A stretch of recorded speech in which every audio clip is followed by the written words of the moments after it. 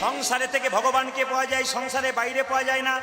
নারদ মুনি নারায়ণ করে, সঙ্গে সঙ্গে নারদ মুনি নারায়ণ করে ভগবানকে জিজ্ঞেস করছে, নারদ প্রভু তোমার সবচাইতে বড় ভক্তকে? নারায়ণ বলছে, নারদ সবচাইতে বড় ভক্ত তারা সংসারে থেকে আমায় ডাকে যারা। নারদের মাথা খারাপ হয়ে গেল, দিন নাই রাত নাই আমি নারায়ণ করে বললাম, আমি বড় ভক্ত হলাম না? সংসারী ভক্ত বড় হলো কি করে? ভগবান নারদকে বলছে, নারদ প্রমাণ নেবে? বলে হ্যাঁ, এক বাটি সর্ষের তেল দিলাম, কানায় কানায় পরিপূর্ণ, 50 হাত যাবে, 50 হাত আসবে, এক ফোঁটা তেল যেন না পড়ে। নারদ বলছে কোনো ব্যাপার নয়, যাবো আর আসবো। এক বাটি সর্ষের তেল কানায় কানায় 50 হাত নিয়ে গেছে, 50 হাত এসছে কাঁপতে কাঁপতে, এসে বলছে প্রভু বলে কি 50 হাত গেলাম, 50 হাত এলাম, এক ফোঁটাও তেল পড়ে নাই।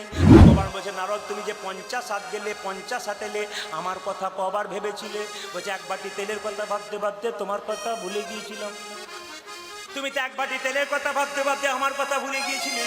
একজন সংসারী ভক্ত তেলের কথা ভাবে, ডালের কথা ভাবে, চালের কথা ভাবে, তারপর আমার কথা ভাবে হাততালি দিয়ে। আচ্ছা, যারা মালা জপ করেন তারা একটা হাত তুলে দেখান তো, এই 5টা আঙুলের মধ্যে কোন আঙুলটা বাইরে থাকে?